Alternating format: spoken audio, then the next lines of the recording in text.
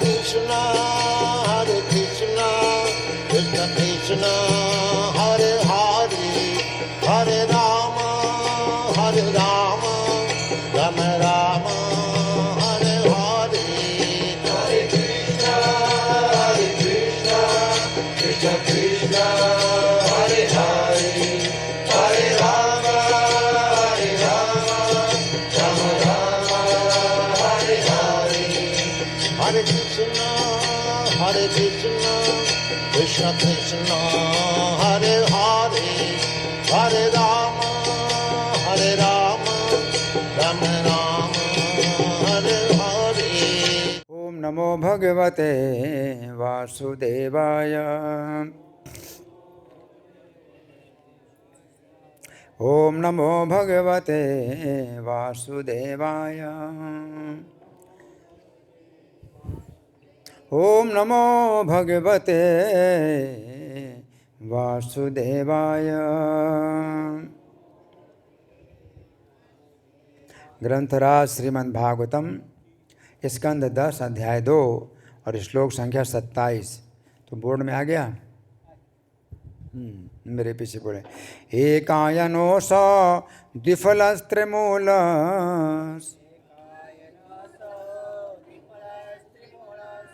चतुरसः पंचविधा षडात्मा सप्ते त्वगष्ट विटपो नवाक्षो दशच्छदी द्विखगो यादि वृक्षः एकायनो स द्विफलस्त्रिमूल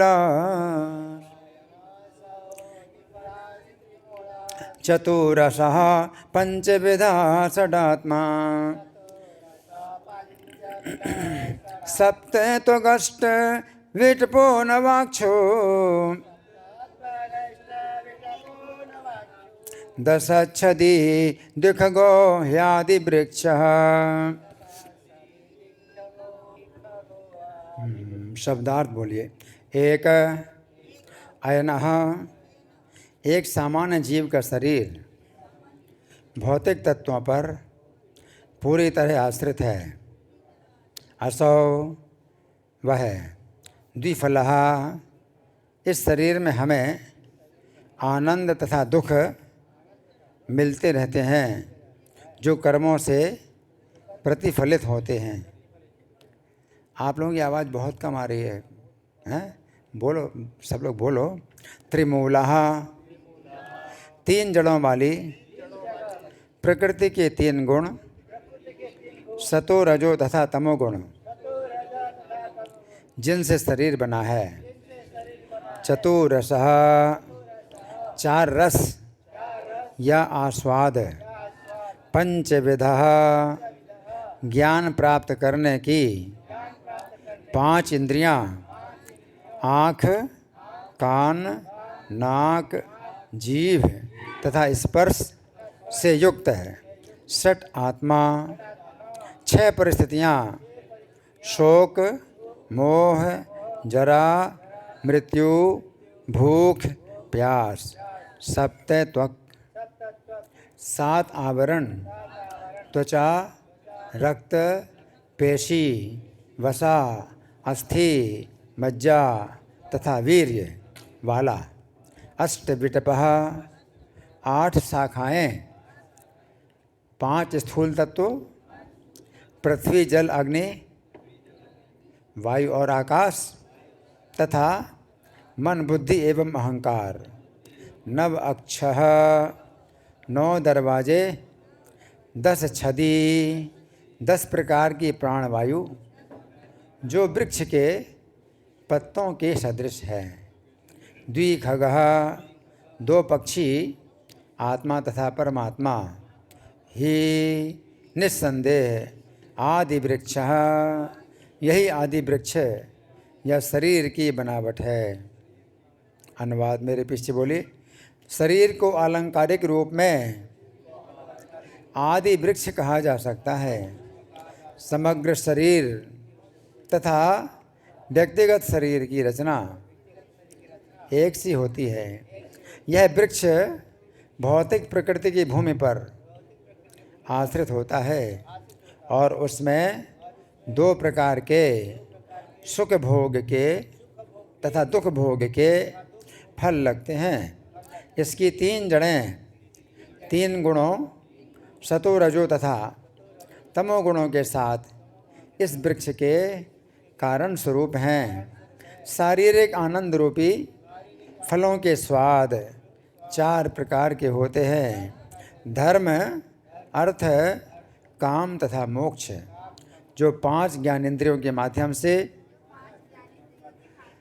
छह प्रकार की परिस्थितियों शोक, मोह, जरा, मृत्यु, भूख तथा प्यास के बीच अनुभव किए जाते हैं। इस वृक्ष की छाल में 7 परतें होती हैं। त्वचा, रक्त, पेशी, वसा, अस्थि, मज्जा तथा वीर्य। इस वृक्ष की 8 शाखाएं हैं, जिनमें से 5 स्थूल तत्व तथा 3 सूक्ष्म तत्व हैं। पृथ्वी, जल, अग्नि, वायु, आकाश, मन, बुद्धि तथा मिथ्या अहंकार। शरीर रूपी वृक्ष में 9 छिद्र कोटर हैं। आँखें, कान, नथुने, मुँह, गुदा तथा जननेंद्रिय। इसमें 10 पत्तियां हैं, जो शरीर से निकलने वाली 10 वायु हैं। इस शरीर रूपी वृक्ष में 2 पक्षी हैं, एक आत्मा तथा दूसरे परमात्मा। अब तात्पर्य पढ़ने से पहले इस श्लोक को समझेंगे। ये जो श्लोक है ये देवता लोग बोल रहे हैं, और किससे बोल रहे हैं? भगवान से बोल रहे हैं। और भगवान कहाँ पर हैं? देव की माता के गर्भ में है ना। तो भगवान गर्भ में है तो अभी कोई अंतर नहीं पड़ता, वे हर जगह सचेत हैं, संपूर्ण चेतन हैं, चेतन रूप हैं भगवान। तो वे सब सुन रहे हैं। तो ये जो देवता लोग हैं तो इन्होंने सबसे पहले जो स्तुति शुरू की थी तो वो थी सत्य कि भगवान सत्य हैं, है ना। भगवान सत्य हैं तो उसमें सत्यात्मकम त्वाम शरणम प्रपन्ना। तो कई प्रकार से वर्णन किया कि भगवान सत्य हैं, है ना। परमेश्वर सत्य है ना। अब परमेश्वर सत्य है तो ये जो जगत है ये भी सत्य है। तो इस श्लोक में जगत को जो है सत्य जो है निश्चित किया गया कि जगत भी सत्य है। जो मायावादी लोग हैं तो वो क्या कहते हैं? ब्रह्म सत्यम जगत मिथ्या, कि ब्रह्म सत्य है लेकिन जगत मिथ्या है ना। लेकिन जो वैष्णव सिद्धांत है, श्रीमद् भागवत का सिद्धांत है, जो देवता लोग भी जो भगवान के सामने जो निश्चित सिद्धांत प्रस्तुत कर रहे हैं, वो क्या सिद्धांत प्रस्तुत कर रहे हैं कि भगवान हैं वो तो सत्य हैं, तो आप परमेश्वर हैं, आप सत्य हैं, लेकिन जो जगत है ये भी सत्य है। तो जगत के संबंध में ही जो है ये बता रहे हैं कि ये सत्य है। पर अंतर यही है कि भगवान सत्य हैं और नित्य हैं, लेकिन ये जगत है सत्य है लेकिन अनित्य है, लेकिन मिथ्या नहीं है ना। तो जो मिथ्या बोलते हैं मायावादी लोग, मिथ्या का मतलब है कि जगत है ही नहीं। अब जगत की सृष्टि भगवान करते हैं, पालन करते हैं, संहार करते हैं जगत की। तो मायावादी का क्या कहना है कि नहीं, जगत की ना तो सृष्टि होती है, ना पालन होता है, ना संहार होता है, क्योंकि है ही नहीं, वो तो आपको भ्रम है, दिखाई दे रहा है, जगत है ही नहीं। तो इस तरह से ये जो है बहुत अपराध करते हैं भगवान का, क्योंकि भगवान को कहा जाता है कि जगत की सृष्टि करने वाले, पालन करने वाले, संहार करने वाले, और वो जो है जगत को मिथ्या कह रहे हैं। जो भगवान जब सत्य हैं और जगत को जब बनाते हैं तो जगत कैसे मिथ्या हो सकता है ना। और जगत के संबंध में भगवान के कितने नाम हैं? जैसे जगत कर्ता, भगवान जगत की रचना करते हैं तो जगत कर्ता। तो अगर आप जो है भगवान जो परम सत्य हैं उन्होंने जगत बनाया है, तो जगत को कैसे आप असत्य कह सकते हैं, मिथ्या कह सकते हैं, है ना। जगन्नाथ, भगवान को जगन्नाथ कहा जाता है, जिस जगत के नाथ हैं। तो भगवान जगत के नाथ हैं, और जब वे परम सत्य हैं तो जगत कैसे आप असत्य कहते हैं, मिथ्या कहते हैं, है ना। हैं जगदीश, हैं जगदीश्वर, जगन नियंता, जगत से कितने भगवान के नाम बनते हैं। जब भगवान जो है जगत की आत्मा हैं जगत के अंदर भी हैं, जगत के बाहर भी हैं, है ना। तो कैसे आप जो है भगवान को सत्य कहते हैं लेकिन जगत को मिथ्या कैसे कहते हैं, तो बहुत अपराध है। तो यहाँ पर देवता लोग जो है इस विचार का खंडन करते हैं कि भगवान सत्य हैं लेकिन जगत मिथ्या नहीं है, जगत अनित्य है। तो इसमें क्या बताया गया है कि एकायनो सौ, सबसे पहले तो उन्होंने कहा देवताओं ने कि ये जो शरीर रूपी वृक्ष है, इस शरीर की, मनुष्य शरीर की जो तुलना है ये वृक्ष से दी गई। और कैसा वृक्ष है? आदि वृक्ष। आदि वृक्ष का मतलब है कि सबसे पहले मनुष्य का शरीर ही बना, और भगवान भी भगवान की आकृति में मनुष्य का शरीर बना। भगवान जो है चूँकि भगवान का जो शरीर है वो कैसा है? मनुष्य जैसा है।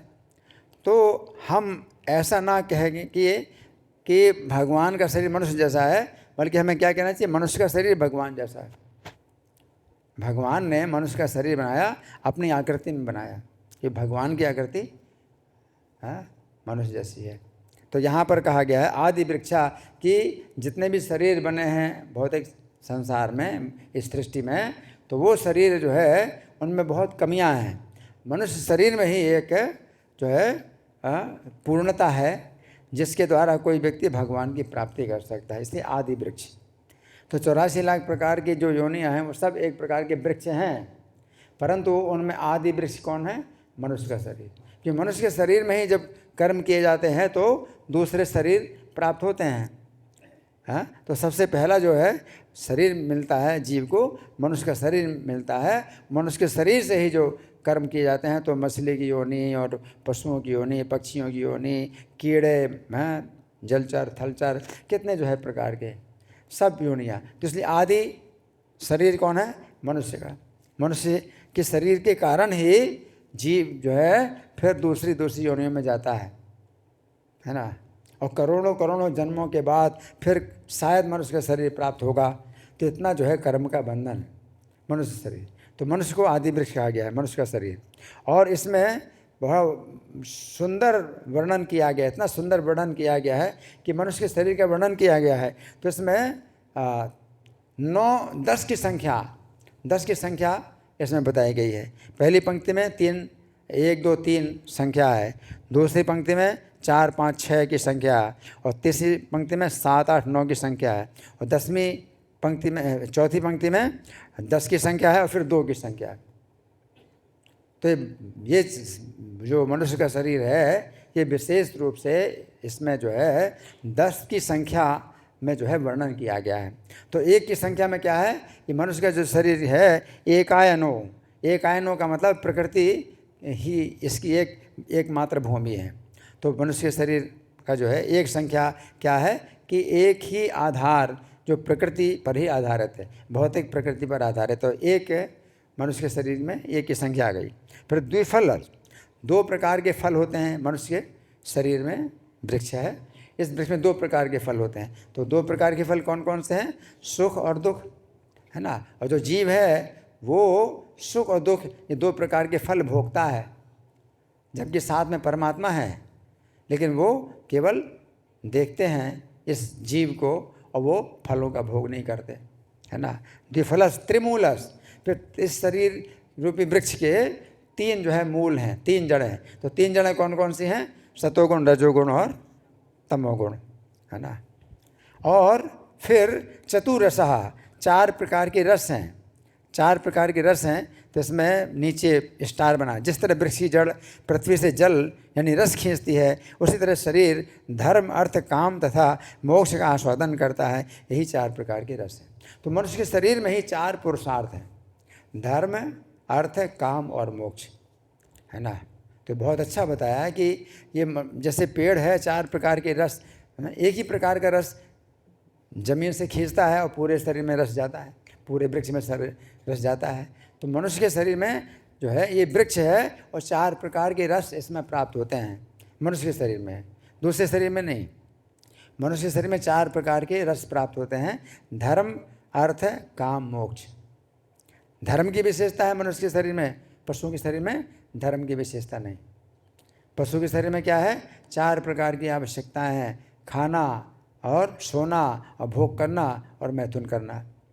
और मनुष्य के शरीर की आवश्यकता है तो सामान्य है। मनुष्य के शरीर में धर्म की ही एक विशेषता है जो कि पशु में नहीं है। तो धर्म पहला पुरुषार्थ है। जो मनुष्य का शरीर रूपी जो वृक्ष है वो भौतिक प्रकृति से एक धर्म का जो है ये रस प्राप्त करता है। और फिर दूसरा क्या है, अर्थ है। तो अर्थ का मतलब धन संपत्ति। फिर तीसरा है काम, इंद्रिय तृप्ति। और चौथा है मोक्ष है। इंद्रिय तृप्ति से जब कोई व्यक्ति विरक्त हो जाता है तो फिर मोक्ष। तो 4 प्रकार के पुरुषार्थ मनुष्य के शरीर में है, तो 4 प्रकार के रस। तो देखिए 1, 2, 3, 4 इस वृक्ष का वर्णन जो है 4 संख्या में हो गया। अब 5वीं संख्या में क्या है, पंचविधा।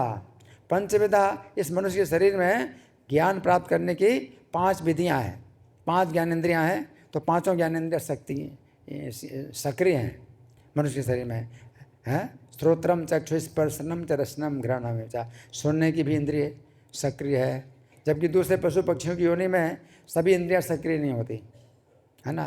जैसे वृक्ष है तो उसके पास आँख की देखने की शक्ति होती नहीं है ना। तो और भी दूसरे पशु पक्षी योनियाँ हैं तो उनमें कई इंद्रियां जो है वो सक्रिय है ही नहीं। तो कोई स्वाद लेने की शक्ति है उसके अंदर, सुनने की शक्ति नहीं है ना।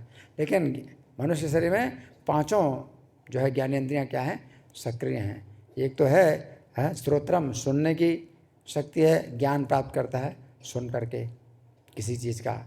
और दूसरा है श्रोत्रम चक्षु, आँखों से देख करके भी ज्ञान प्राप्त होता है, रूप का ज्ञान प्राप्त होता है। श्रोत्रम चक्षु, स्पर्शनम, स्पर्श के द्वारा कठोर कोमलता का जो है अनुभव, ये भी ज्ञान प्राप्त होता है स्पर्श इंद्रिय के द्वारा। स्पर्शनम च रसनम, रसना के द्वारा जो है स्वाद, कई प्रकार के स्वाद होते हैं तो उनका अनुभव होता है। तो ये ज्ञान प्राप्त करने का भी एक जो है साधन है। रसनम, घ्राणम, और सूंघ करके भी ज्ञान प्राप्त होता है उसको कि कैसी सुगंध है, दुर्गंध है, सुगंध का। तो ये ज्ञान इंद्रियां जो है 5 जो है इसमें क्या है, सक्रिय रहती है मनुष्य के शरीर में। तो पंचविधा। फिर षडात्मा। षडात्मा का मतलब है 6 प्रकार के स्वभाव हैं इस शरीर में।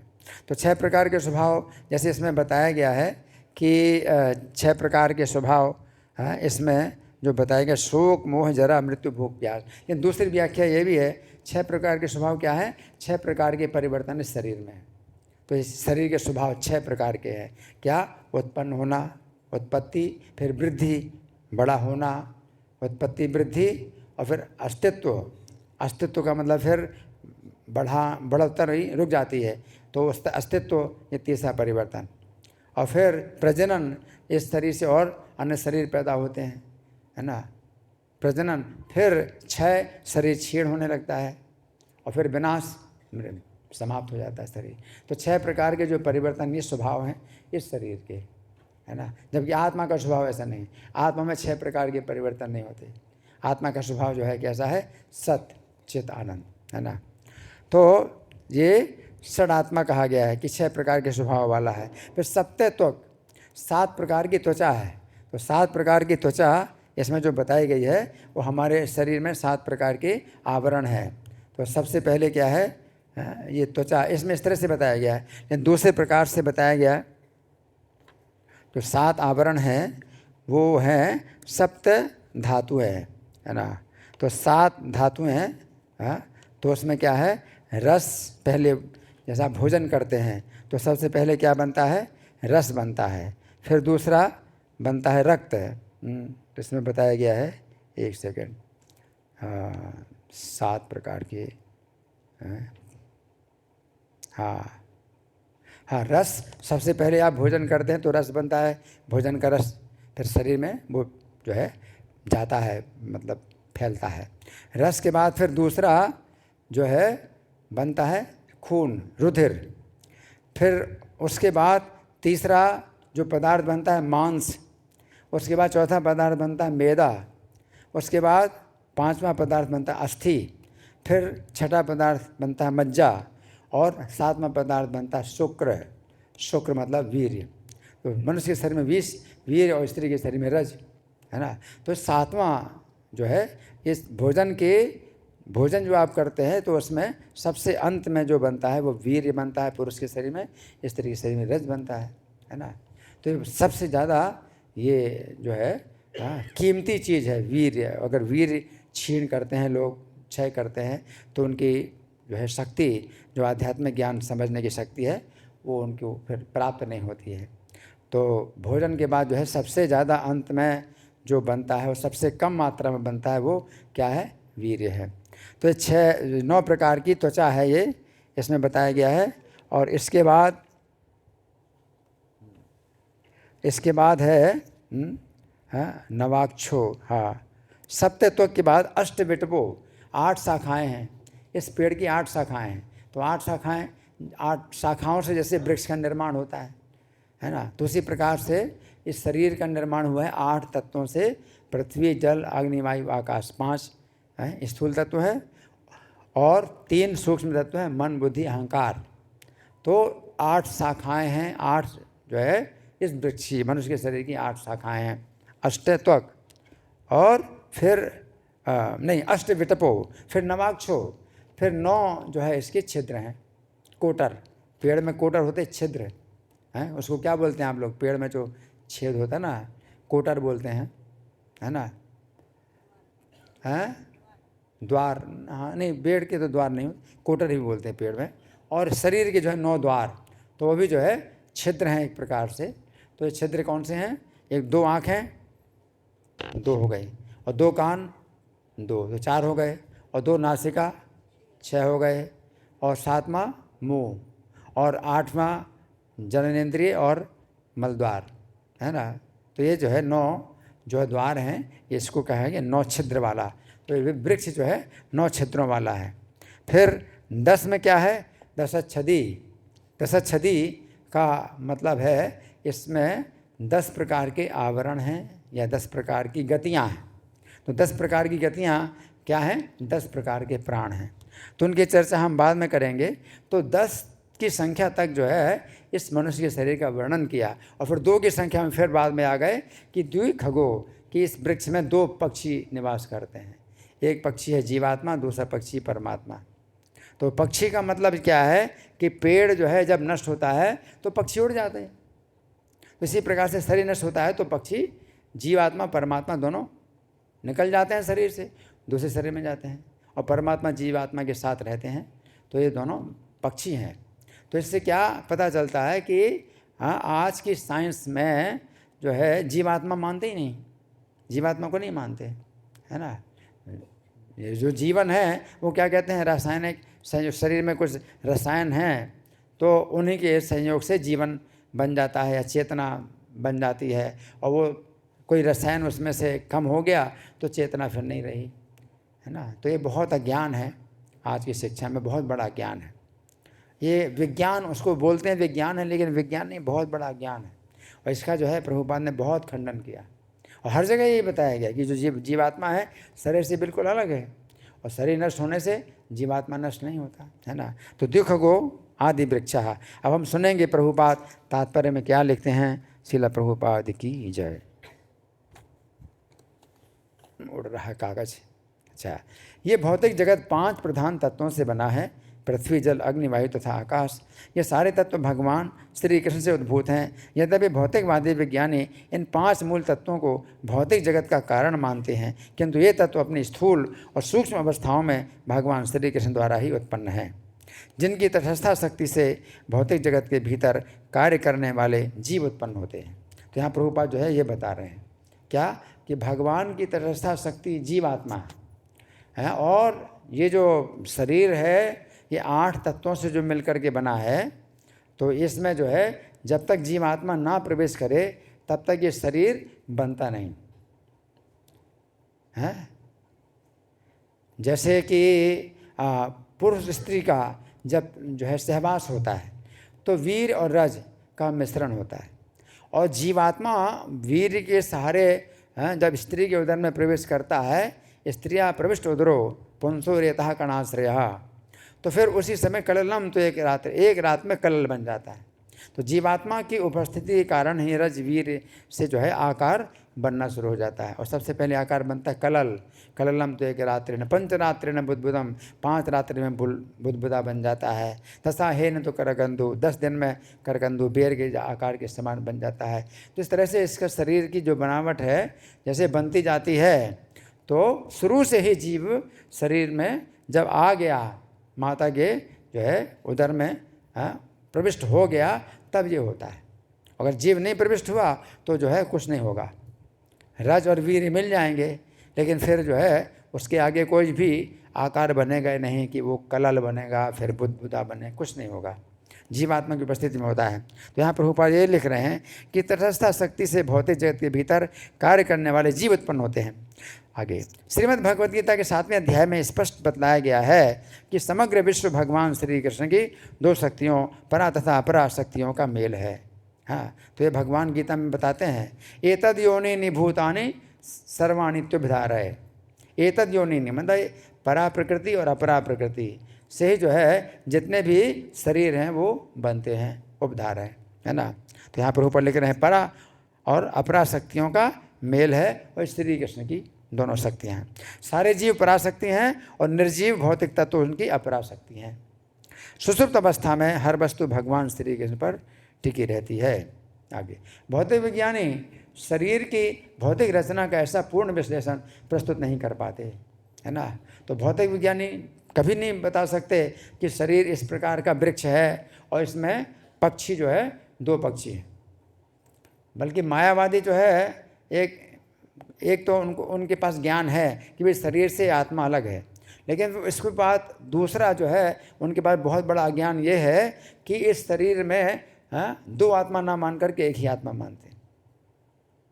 तो ज्ञान तो है कि भाई शरीर से आत्मा अलग है, लेकिन आत्मा अलग है शरीर से, लेकिन शरीर में 2 आत्माएं हैं, इसको ना मान करके वो एक ही आत्मा मानते हैं। आत्मा और परमात्मा को एक बता दे, जबकि आत्मा परमात्मा में बहुत अंतर है। शरीर के अंदर जो जीवात्मा है तो वो तो बंधा हुआ है शरीर से, और शरीर के जो है सुख दुख जो अपने कर्म के फल हैं वो सब वो फल भोग रहा है। और जो परमात्मा है वो शरीर में अलग, शरीर से अलग हैं, और शरीर से जो है वो बंधे ही हुए नहीं हैं, और जीव को केवल देखते हैं दृष्टा के रूप में और मित्र के रूप में वो जो है रहते हैं। और जीव कब ये उनकी तरफ उन्मुख हो कि वे जो है उसको रास्ता दिखाएं, कर्म बंधन से छूटने का रास्ता दिखाएं, तो वो परमात्मा जीव के साथ में इसलिए है कि किस समय ये इसकी इच्छा होगी, है ना। तो परमात्मा और जीवात्मा में कितना अंतर है, कितना अंतर है, जैसे जुगनू और सूर्य में, है ना। और उनको जो एक बता दिया तो ये बहुत बड़ा ज्ञान है ना। तो यहाँ प्रभुपाद लिख रहे हैं कि भौतिक विज्ञानी केवल निर्जीव पदार्थ का विश्लेषण करते हैं। अब भौतिक विज्ञानी क्या बोलते हैं, शरीर में कोई आत्मा नहीं है, क्या है, सब केमिकल हैं, ये केमिकल वो केमिकल, एक केमिकल का एक थैला है ना। निर्जीव पदार्थ का विश्लेषण करते हैं, किंतु ये अपर्याप्त है, क्योंकि जीव भौतिक शारीरिक संरचना से पूर्णतया भिन्न होता है। क्योंकि जीवात्मा की उपस्थिति में ही शरीर में जो ये जो रज और वीर हैं वो मिल करके और उसका जो है क्या बनाते हैं, अवयव बनाते हैं शरीर का, शरीर की रचना होती है ना। तो इसको बिल्कुल नहीं जानते हैं, तो प्रभुपाद उनकी निंदा करते हैं, भौतिक विज्ञानियों की निंदा करते हैं। आगे श्रीमद् भगवद गीता 7:5 में श्री भगवान कहते हैं, अप्रियमितस्तुन्याम प्रकृति विद्धि में पराम जीवभूताम महाबाहो एदम धारिते जगत। इस अपरा प्रकृति के अतिरिक्त है महाबाहु अर्जुन, मेरी एक परा प्रकृति है जिसमें भौतिक प्रकृति से संघर्ष करने वाले तथा विश्व को बनाए रखने वाले सारे जीव पाए जाते हैं। तो ये क्या करते हैं जीव, प्रत्येक शरीर में क्या करते हैं, वो संघर्ष करते हैं, शरीर में संघर्ष करते हैं। प्रत्येक जीव को शरीर में संघर्ष करना पड़ता है और अपने जीने के लिए संघर्ष करना पड़ता है। जीव शरीर में है, लेकिन गर्भ माता के गर्भ के अंदर भी वो नष्ट हो सकता है, उसका शरीर नष्ट हो सकता है, और जन्म के पहले नष्ट हो सकता है शरीर, जन्म के बाद भी नष्ट हो सकता है शरीर। और कितनी जो है उसके शरीर के लिए जो है सावधानियाँ बरतनी पड़ती हैं कि इस प्रकार से भी कोई दुर्घटना ना हो, उस प्रकार से दुर्घटना ना हो। हजारों प्रकार की दुर्घटनाओं में से कोई भी एक दुर्घटना होगी तो शरीर नष्ट हो जाएगा, हैं। तो इसलिए इसको कहीं ठंड ना लग जाए, कहीं गर्मी ना लग जाए, कहीं चोट ना लग जाए, ऐसे ना लग जाए, किसी भी तरह से भी शरीर छूट जाएगा। तो इसको संघर्ष कहते हैं कि जीवात्मा जो है संघर्ष करता है भौतिक प्रकृति से आगे। यद्यपि सारे भौतिक तत्व पूर्ण पुरुषोत्तम भगवान श्री कृष्ण से उद्भूत होते हैं, किंतु वे पृथक हुए तत्व हैं और जीवित तत्वों द्वारा धारण किए जाते हैं। अब पृथ्वी, जल, अग्नि, वायु, आकाश, मन, बुद्धि, अहंकार, ये 8 तत्व अलग अलग हैं। अब मिलते कैसे हैं? जीवात्मा जब उसमें प्रवेश करता है और परमात्मा साथ में रहते हैं तो परमात्मा की अध्यक्षता में ये 8 तत्व एक दूसरे से मिल पाते हैं। तो जीवात्मा परमात्मा अगर ना हो तो ये जो वैज्ञानिक लोग हैं रज और वीर्य के संयोग से शरीर नहीं बना सकते। जब जीवात्मा गर्भ में प्रवेश करता है तब रज वीर्य का संयोग से जो है फिर शरीर बनने लगता है। और परमात्मा की अध्यक्षता में कैसा शरीर बनेगा? किसी का जो है टेढ़ा मेढ़ा, काला गोरा और कई प्रकार से विकृत शरीर बनता है उसके कर्मों के अनुसार। तो परमात्मा की अध्यक्षता में प्रत्येक जीव का जो है शरीर बनता है उसके कर्मों के कारण। आगे फिर द्विखगा शब्द से सूचित होता है कि शरीर के भीतर के जीवित तत्व वृक्ष में बैठे 2 पक्षियों के समान हैं। द्विखगा है ना। तो वृक्ष में जो पक्षी हैं वो बिल्कुल अलग अलग हैं। पक्षी बिल्कुल अलग हैं वृक्ष से। अब वो ऐसा जो है कई बार देखा जाता है कि वृक्ष में जो है 2 पक्षी बैठे हैं या 1 पक्षी बैठा है, आपको ना दिखाई दे। अब आज के वैज्ञानिक लोग जो है जीवात्मा को नहीं देख पाते और जीवात्मा का जो है पूरे शरीर का विश्लेषण करते हैं, कहीं उनको जीवात्मा नहीं दिखाई पड़ रहा। लेकिन जीवात्मा का साइज़ कितना छोटा है? बाल की नोक के 10,000वें हिस्से के बराबर है ना। तो इतना छोटा है तो वो किसी सूक्ष्मदर्शी यंत्र के द्वारा भी नहीं देख सकते जीवात्मा को, है ना। लेकिन जब जीवात्मा है शरीर में और परमात्मा तो अंगूठे के पोर के बराबर हैं, अंगुष्ठ मात्रम पुरुषोत्तरात्मा है। तो अंगूठे के जो है साइज के परमात्मा है, वो भी नहीं दिखाई पड़ते जीवात्मा को, जबकि इतने बड़े हैं। क्योंकि अगर वो ना दृष्टि दें तो आप उनको देख नहीं सकते। शरीर के बाहर भी हैं भगवान है, शरीर के अंदर भी भगवान है, लेकिन जब तक दृष्टि ना दें तो कोई उनको नहीं देख सकता है ना। लेकिन यहाँ प्रभुपाद ये बता रहे हैं कि जो जीव तत्वों द्वारा धारण किए जाते हैं, नहीं तो अलग अलग रहते हैं। पृथ्वी, जल, अग्नि, वायु, आकाश, मन, बुद्धि, अहंकार, अलग अलग तत्व हैं 8 है ना। आगे द्विखगा शब्द से सूचित होता है हाँ कि शरीर के भीतर के जीवित तत्व वृक्ष में बैठे 2 पक्षियों के समान है। खा का अर्थ है आकाश और गा का अर्थ है गमन करने वाले। अतः द्विखगा शब्द 2 पक्षियों का द्योतक है। तो खग का मतलब क्या है? खा माने आकाश, गा माने गमन कर। आकाश में जो गमन करे वो खग कहलाता है। तो पक्षी आकाश में गमन करते हैं। और वृक्ष कैसा होता है? आकाश में गमन नहीं कर सकता, बस वे तो खड़ा है जब तक खड़ा है, और जब टूटेगा तो ज़मीन में गिरेगा, आकाश में तो जाएगा नहीं। तो वृक्ष जैसे टूटता है तो पक्षी आकाश में चला जाता है, पक्षी नहीं गिरता, है ना। तो जीवात्मा परमात्मा जो है ऐसे हैं, इस शरीर रूपी वृक्ष में 2 पक्षियों के समान हैं। तो प्रभुपाद लिख रहे हैं इस शरीर रूपी वृक्ष में 2 पक्षी अर्थात 2 सजीव तत्व हैं, और वे दोनों सदैव पृथक पृथक होते हैं, है ना। तो शरीर से भी पृथक हैं और आपस में भी पृथक। तो हमें मतलब अंतर देखना है, दोनों प्रकार का अंतर देखें। शरीर से पृथक जीवात्मा है और परमात्मा है दोनों, लेकिन जीवात्मा परमात्मा भी एक दूसरे से बहुत पृथक है, बहुत अंतर है। जीवात्मा जो है अपने कर्म के अनुसार शरीर प्राप्त करता है, उसको बंधन प्राप्त होता है शरीर का, और उसको जो है जन्म मरण के बंधन में उसको डाला जाता है और असीमित कष्ट भोगता है। और जबकि परमात्मा जो है कोई कष्ट नहीं भोगते, उन्हें अगर कुछ कष्ट होता है तो जीवात्मा के कष्ट को देख करके कष्ट होता है, और वो चाहते हैं कि ये जो है कब मेरी तरफ मुड़े या इच्छा करे कि सच्चा जो सुख है वो किस दिशा में है, और परमात्मा उसको दिशा दिखाना चाहते हैं। आगे श्रीमद् भगवद गीता 13:3 में श्री भगवान कहते हैं क्षेत्रज्ञम चापि माम विद्धि सर्व क्षेत्रेषु भारत है। हे भारत, तुम ये भी जान लो कि मैं सारे शरीरों का ज्ञाता भी हूँ। तो यहाँ पर भगवान जो 13वें अध्याय का 3रा श्लोक, भगवान क्या कह रहे हैं कि क्षेत्रज्ञ जीवात्माओं को कहते हैं। फिर भगवान कहते हैं मुझे भी क्षेत्रज्ञ जानो सब। तो जो जीवात्मा होता है, तो एक जीवात्मा का एक ही शरीर होता है। कोई भी जीवात्मा एक ही शरीर में होता है, और जब दूसरे शरीर में जाता है तो शरीर को छोड़ करके दूसरे शरीर में जाता है। लेकिन परमात्मा कैसे क्षेत्रज्ञ? सभी जीवात्माओं के साथ में प्रत्येक शरीर में एक क्षेत्रज्ञ हैं। कैसे हैं? अलग अलग जैसे हैं, जबकि विभक्त नहीं है वो, लेकिन विभक्तम जैसे। अविभक्तम तो भूतेषु विभक्तम है चेतम। तो सब प्राणियों में अविभक्त हैं परमात्मा, लेकिन विभक्त जैसे प्रत्येक जीव के साथ में मित्र की तरह रहते हैं, है ना। तो ये शरीर के भीतर के ऐसे 2 क्षेत्रज्ञ हैं। नहीं, यहाँ पर था ना, हम पढ़ रहे थे। हाँ, तुम ये जान लो, तुम ये भी जान लो कि मैं सारे शरीरों का ज्ञाता भी हूँ। क्षेत्रज्ञ अर्थात शरीर का स्वामी भी खग अर्थात जीव कहलाता है। शरीर के भीतर ऐसे 2 क्षेत्रज्ञ हैं, आत्मा तथा परमात्मा। हाँ, अब इसके आगे, व्यक्तिगत आत्मा अपने व्यक्तिगत शरीर का स्वामी है, किंतु परमात्मा सारे जीवों के शरीरों के भीतर उपस्थित रहते हैं। शारीरिक संरचना का ऐसा सम्यक विश्लेषण तथा ज्ञान वैदिक साहित्य के अतिरिक्त अन्यत्र दुर्लभ है। तो आजकल की साइंस में कहीं भी वो जान नहीं सकते इस चीज़। ये वैदिक साहित्य से ही पता चलता है ये ज्ञान, और गुरु शिष्य परंपरा से ही ये ज्ञान पता चलता है। किसी भी तरह की खोजें वो करके भी जो है इतना ज्ञान नहीं प्राप्त कर सकते।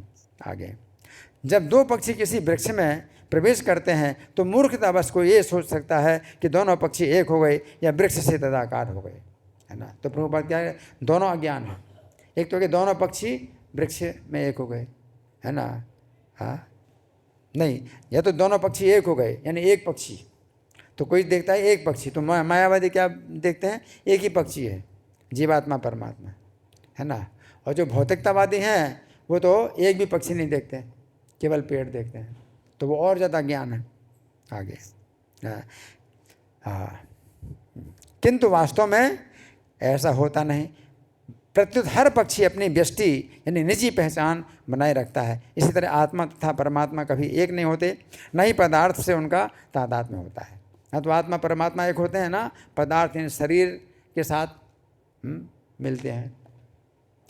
आगे, जीव सदैव पदार्थ के निकट रहता है, किंतु इसका अर्थ ये नहीं है कि वो उससे एकाकार हो जाता है। असंगो ह्ययम पुरुषः, जैसे पेड़ में जो है बैठा है पक्षी, तो कभी पेड़ में एक नहीं होता, अलग रहता है।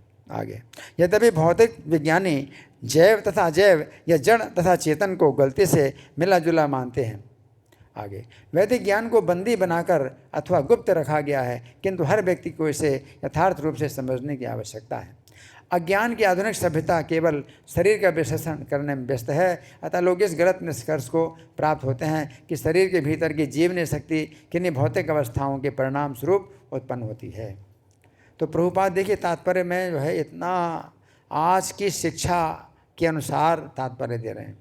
हालांकि कथा के अनुसार उसमें अलग इसका जो है व्याख्या होती है कि 10 प्रकार के जो है संख्या में कैसे वर्णन हुआ है, लेकिन प्रभुपाद जो बता रहे हैं आज की शिक्षा जो है जो आवश्यक है उस शिक्षा के अनुसार तात्पर्य दे रहे हैं। तो प्रभुपाद कहते हैं अज्ञान की आधुनिक सभ्यता केवल शरीर का विश्लेषण करने में व्यस्त है, अतः लोग इस गलत निष्कर्ष को प्राप्त होते हैं कि शरीर के भीतर की जीवनी शक्ति किन्हीं भौतिक अवस्थाओं के परिणाम स्वरूप प्राप्त होती है। तो क्या कहते हैं कि जो केमिकल्स हैं शरीर में, तो जब आ जाते हैं तो उनका मिलन होता है और चेतना पैदा हो जाती है, जीवन पैदा हो जाता है। और मृत्यु का मतलब वो क्या मानते हैं, हरि बोल, कई लोग सो रहे हैं। मृत्यु का मतलब क्या मानते हैं, आज के साइंस में मृत्यु का क्या मतलब मानते हैं, वो जीवात्मा तो मानते नहीं, जीवात्मा निकल गया। क्या मानते हैं, केमिकल कुछ मिसिंग हो गया, केमिकल कोई मिसिंग हो गया तो वो जो है जीवन अब नहीं रहा। तो कुछ केमिकल इकट्ठे हो जाते हैं तो जीवन बन जाता है। तो प्रभुपाद कहते हैं वो केमिकल डाल दो और जीवन करो। अगर कोई केमिकल अगर मिसिंग हो गया तो आप तो सब केमिकल जानते हैं कौन सा केमिकल, तो डालो उस केमिकल और जिंदा करो, है ना। तो कितना अज्ञान है ना। तो यहाँ प्रभुपाद लिख रहे हैं आगे, लोगों को आत्मा विषय कोई जानकारी नहीं है, किंतु इस श्लोक में पूरी पूरी व्याख्या दी हुई है कि जीवनी शक्तियाँ दो हैं, द्विखग, आत्मा तथा परमात्मा। मायावादियों का भी खंडन साथ साथ हुआ। हाँ, आगे, परमात्मा हर शरीर में उपस्थित हैं, ईश्वरा सर्वभूतानां हृदय से हृदय तिष्ठति। तो ईश्वर जो है सब प्राणियों के हृदय में स्थित है, जबकि व्यक्तिगत आत्मा केवल अपने ही शरीर में देही स्थित है और एक शरीर से दूसरे शरीर में देहांतरण करता रहता है। जो देही शब्द है ये जीवात्मा के लिए आता है, जीवात्मा के लिए देही शब्द आता है। देही का मतलब है इसी देह में सीमित है। कोई भी जीवात्मा है अपने उसी शरीर में सीमित है ना, उसकी चेतना उसी शरीर में सीमित है। लेकिन जो परमात्मा है तो वो जो है क्या है, सब शरीरों में है, सब शरीरों में उनकी चेतना जो है फैली हुई है ना। तो यहाँ प्रभुपाद का तात्पर्य समाप्त हुआ। अब हम जो है इस श्लोक का जो है हिंदी पद्यानुवाद हम पढ़ेंगे और समझेंगे कि किस तरह से जो है जो देवता लोग हैं ये शरीर की रचना का वर्णन कर रहे हैं और इस तरह से वर्णन कर रहे हैं कि आप जैसे सत्य हैं उसी प्रकार से आपकी सृष्टि भी सत्य है, जगत सृष्ट है, जगत सत्य है, शरीर भी सत्य है। तो जो मायावादी कहते हैं कि शरीर मिथ्या है, हम सब लोग जो है क्या है, एक ही आत्मा, उनका क्या कहना है, हम सब लोग एक ही आत्मा है? कितना ज्ञान है। और जो शरीर है, शरीर का भेद क्या है, ये मिथ्या है ना। तो वो देवता लोग कहते हैं ये शरीर एक वृक्ष है, आश्रय है प्रकृति जिसका, एक आश्रय है। तो शरीर में एक की संख्या में जो है क्या बताया गया है, एक आश्रय प्रकृति है। फिर दो की संख्या में क्या है शरीर में, सुख और दुख के नाम से दो भांति का यहाँ फल लगता, दो प्रकार का फल है। तो इस वृक्ष जो है इसका वर्णन कैसे है, दो प्रकार के फल वाला है। फिर तीन में वर्णन कैसा है, सत्व रज और तम बने तीनों गुण इसकी जड़ें, तीन जड़ों वाला। और सतोगुण रजोगुण तमोगुण ये तीन जड़ों से जो है ये शरीर बनता है ना। तो जब तमोगुण की जो है, तमोगुण की जड़ से जो शरीर में रस जाता है ना, तो उसमें तमोगुण की प्रधानता होती है शरीर में। रजोगुण के रस से शरीर बनता है तो रजोगुण की प्रधानता होती है। सत्वगुण का रस आता है शरीर में तो तीन जड़ें हैं है ना, तीन जड़ें। फिर चार की संख्या में क्या इसका वर्णन है, धर्म अर्थ और काम मोक्ष, ये चारों लाभ जो है इससे खींचे जाते हैं। ये शरीर खींचता है, चार प्रकार के लाभ खींचता है। मनुष्य के शरीर में चार प्रकार के लाभ जो दूसरे शरीरों में नहीं है, पशु पक्षी है ना, वृक्ष, इनके शरीर में नहीं है। धर्म अर्थ काम मोक्ष ये चार प्रकार के लाभ हैं है ना। इस दुर्गे तरु से हम 5 विधि से ज्ञान लें, और इस वृक्ष में जो है ज्ञान प्राप्त करने के 5 उपाय हैं। कौन से हैं वो 5 ज्ञानेंद्रियाँ, श्रोत्र नेत्र त्वक रसना और नासिका साधन इसके कहें। फिर 6 प्रकार के स्वभाव इस शरीर के, 6 प्रकार के स्वभाव, 6 स्वभाव है, 6 स्वभाव इस वृक्ष के, अब उनकी भी बात कहें। उत्पत्ति स्थिति वर्धन प्रजनन पुनः क्षीण हो नष्ट होएं, ये 6 प्रकार के स्वभाव शरीर के है ना। षड आत्मा। फिर 7 धातुएं हैं बनी वृक्ष की छाल कहें, पेड़ की छाल 7 प्रकार की धातुएं हैं है ना। तो उसमें क्या है, रस रुधिर मांस मेदा अस्थि मज्जा शुक्र रहें है। ये कितने प्रकार की त्वचा है, 7 प्रकार की है। वो क्रम से जो है बनता है। भोजन आप खाते हैं तो सबसे पहले भोजन का रस बनता है, फिर उस रस से खून बनता है, फिर खून से मांस बनता है, फिर मांस से मैदा, मैदा से अस्थि, अस्थि से मज्जा और मज्जा से शुक्र है ना। तो वीर कितना जो है ये कीमती है जो मनुष्य के शरीर में बनता है। फिर 8 शाखाएं हैं इसकी, अष्टविटबा 8 शाखाएं इसकी। वो 8 शाखाएं कौन कौन सी हैं, पंचभूत और 3 सूक्ष्म, मन बुद्धि, पंचभूत मन बुद्धि अहम। 8 शाखाएं हैं इसकी, पंचभूत मन बुद्धि अहम। 9 द्वार इसके बने मुख आदि तन के यही संग। तो 9 द्वार, वो तो 9 द्वारे पुरे देही, भगवान भी गीता के शरीर जो है में 9 द्वार है ना। तो ये आँख और नाक और कान ये 2-2 हैं तो 6 हो गए, और 7वां मुंह, 8वां 9वां मलमूत्र के द्वार। तो ये 9 जो है इसके द्वार हैं या छिद्र हैं, है ना। फिर 10 प्रकार के इसके क्या हैं, हैं? आवरण हैं या गतियां हैं। 10 प्रकार की गतियां हैं। प्राण, अपान, व्यान, उदान समान ही जान लें प्राण हैं। देवदत्त, कूर्म, कृकल, नाग और धनंजय 10 ये नाम हैं। ये 10 प्राण इस वृक्ष के 10 पत्ते हैं कहे आए। जीव और ईश्वर 2 पक्षी हैं इस वृक्ष पे सदा रहें, है ना। तो अब हम 10 प्रकार के जो प्राण हैं इनकी चर्चा करेंगे। तो श्री भगवान ने कहा जो व्याख्या है गीता की, तो उसमें 4थे अध्याय का 27वां श्लोक है। तो उसमें जब भगवान बताते हैं कि प्राण कर्मों को भी जो है जो हवन करते हैं, आत्म संयम की अग्नि में प्राण कर्मों को हवन करते हैं, तो 10 प्रकार के जो प्राण हैं उनके क्या कर्म होते हैं तो वो जो है इसमें बताया गया है। तो आप सुने बड़े ध्यान से। पहले प्रकार के प्राण का नाम प्राण ही है। 10 प्राण भी बोलते हैं, 10 प्रकार के प्राण हैं, लेकिन पहले प्राण, सबसे पहले का प्राण का नाम प्राण ही है। प्राण है ये ऐसी वायु है जो हमारे हृदय में रहती है और श्वास क्रिया को नियंत्रित करती है, ये प्राण वायु। फिर दूसरे प्रकार के प्राण का नाम है अपान। ये वो वायु है जो हमारे शरीर में गुदा के स्थान पर रहती है और नीचे की ओर जाती है। इसके द्वारा ही मल और मूत्र का विसर्जन होता है, हैं? ये दूसरा है अपान। फिर तीसरे प्रकार के प्राण का नाम है व्यान। ये वो वायु है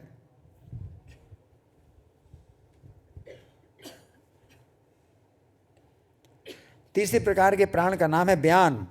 ये वो वायु है जो हमारे संपूर्ण शरीर में रहती है और रक्त संचार को नियंत्रित करती है। फिर चौथे प्रकार के प्राण का नाम है समान। ये वो वायु है जो हमारी नाभि में रहती है और वात, पित्त और कफ को संतुलित करती है और शरीर से पसीने को बाहर निकालती है। ये चौथा हो गया। फिर 5वें प्रकार का प्राण का नाम है उदान। ये वो वायु है जो हमारे कंठ के मध्य भाग में रहती है और ये भोजन को निगलने में और कंठ से आवाज़ निकालने में सहायता करती है। इसका नाम क्या है? उदान। फिर 6ठे प्रकार के प्राण का नाम है नाग। ये वो वायु है जो मुख से डकार निकालकर ये सूचना देती है कि पेट में भोजन की पर्याप्त मात्रा है, अब अधिक भोजन खाने की आवश्यकता नहीं है। डकार आती है ना भोजन, तो मतलब क्या सूचना मिलती है कि अब बंद कर दो खाना।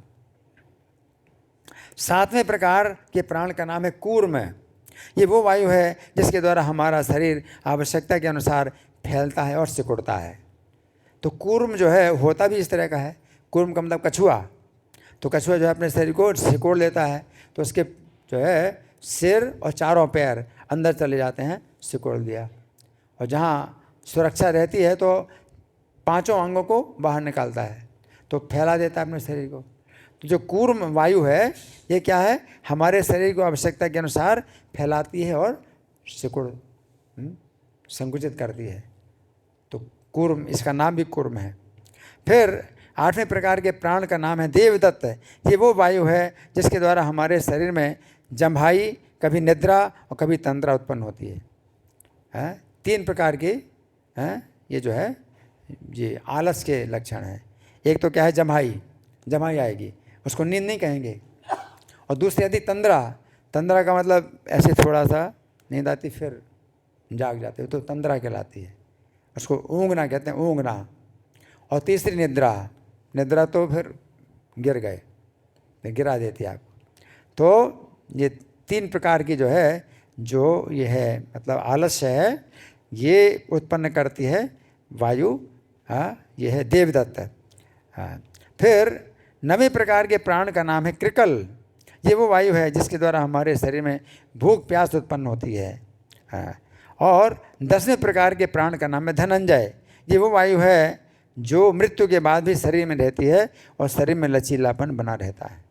तो कई बार जो है जो शरीर छोड़ते हैं तो उनका शरीर बिल्कुल लचीला होता है, बिल्कुल लचीला होता है, और किसी का शरीर भी तो लकड़ी की तरह एकदम अकड़ जाता है। तो इसका कारण क्या है, धनंजय जो वायु है ये अगर मृत्यु के बाद भी अगर बनी रहेगी तो लचीलापन रहेगा। अगर वो भी निकल गई तो फिर शरीर क्या हो जाता है, लकड़ी की तरह, पत्थर की तरह, अब नहीं मुड़ेगा। है ना। तो ऐसा हो जाता है। हाँ, तो ये जो है 10 प्रकार के प्राण की चर्चा हमने की है। तो अब हमारे पास कितना समय है कि आप लोगों के साथ में कुछ चर्चा कर सकते हैं? आप लोगों की ओर से कोई प्रश्न है, कोई चर्चा है, या मैं प्रश्न करूं? हाँ जी, हाथ उठाया, उधर पीछे हाथ उठाया।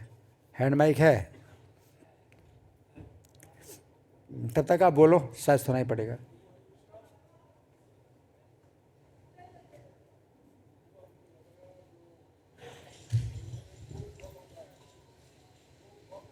दो फल, हाँ हाँ, ये फल का भोग कौन करता है? इनका प्रश्न है। शरीर में 2 प्रकार का फल होता है, उस फल का भोग कौन करता है? जो जीवात्मा है, जो जीवात्मा है वो फल का भोग करता है। और देखिए कितना भोग करना पड़ता है, सोचिए कितना भोग करना पड़ता है। जैसे आपने पेड़ लगाया, तो आपने पेड़ लगाया तो फिर फल इतने होते हैं आप नहीं खा सकते, और कोई कड़वा भी फल होगा तो आप तो एक फल भी नहीं खाना चाहोगे। लेकिन जीवात्मा को जितने फल होते हैं सब खाने पड़ते हैं। सोचिए, एक एक कर्म जो है ऐसा भी कुछ गलती से हो जाता है कि उसको ये शरीर प्राप्त हुआ, अब उसमें जो है जितने भी फल हैं कड़वे और मीठे, सब फल उसको खाने पड़ेंगे। और कितना उसको कष्ट भोगना पड़ता है जब कड़वे फल खाने पड़ते हैं। आपको कहा जाए देखो ये पेड़ जिसमें कड़वे फल हैं, जितने फल हैं सब आपको खाना पड़ेगा, तो कितना जो है आपके लिए कष्ट है। ठीक, वो बलपूर्वक खाना पड़ता है। और जो परमात्मा है जीव के साथ में, वो केवल देखते हैं जीव को, और वो जो है स्वस्थ रहते हैं। और जीवात्मा फिर भी क्या है, कमज़ोर, दुर्बल, फल खाता है और फिर भी ये पक्षी दुर्बल है। और दूसरा पक्षी जो परमात्मा है वो फल नहीं खाता, केवल देखता है, और वो जो है क्या है, स्वस्थ। ठीक है ना जी।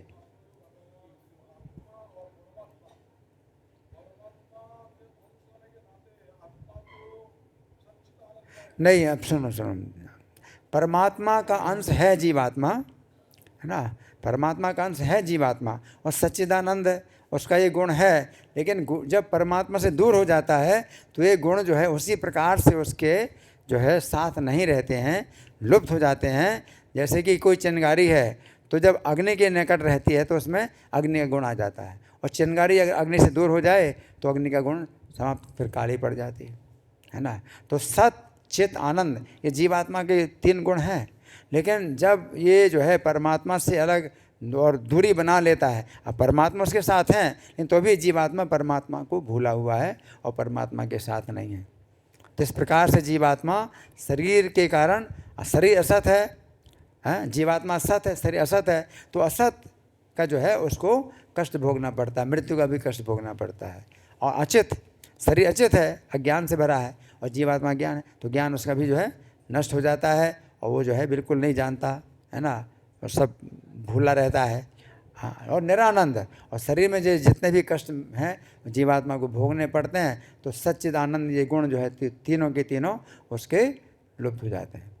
जब परमात्मा की सेवा, परमात्मा का साक्षात्कार इंद्रिय तृप्ति से जो है विमुख हो करके परमात्मा की सेवा करे, साक्षात्कार करे, भक्तों की संग करे, तो वो जो है गुण है उसके, जीवात्मा के अपने ही गुण जो है क्या होते हैं, उसी प्रकार प्रकट होते हैं। जैसे चिंगारी का अपना गुण प्रकट होता है अग्नि के निकट, अग्नि के निकट आती चिंगारी, तो चिंगारी में उतना ही अग्नि होती जितना उसका गुण है, वो बड़ी अग्नि नहीं बन पाती। लेकिन चिंगारी जो है इस प्रकार की, तो जीवात्मा जो है अपना गुण प्राप्त कर, सच्चिदानंद जो उसका गुण है वो प्राप्त कर लेता है जी।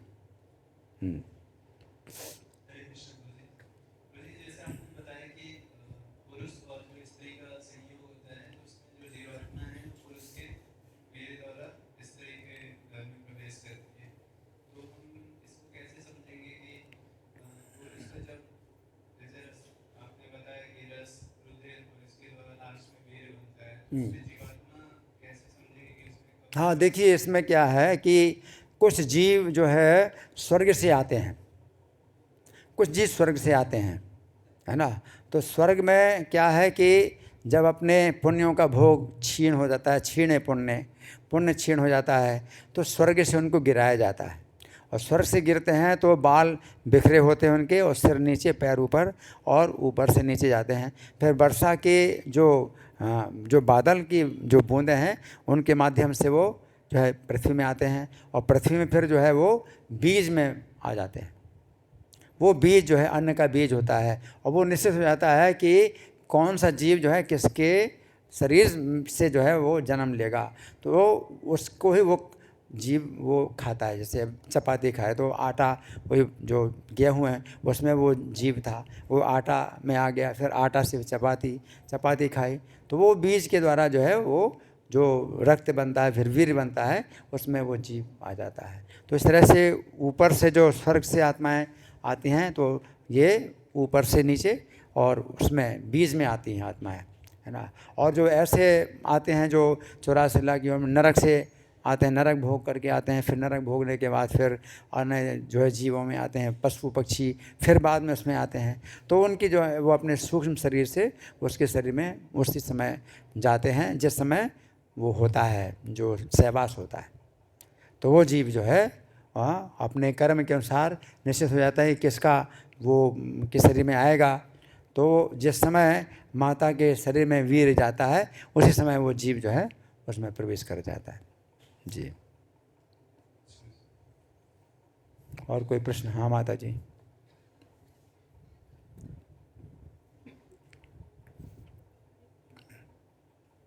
माइक चालू कर दो।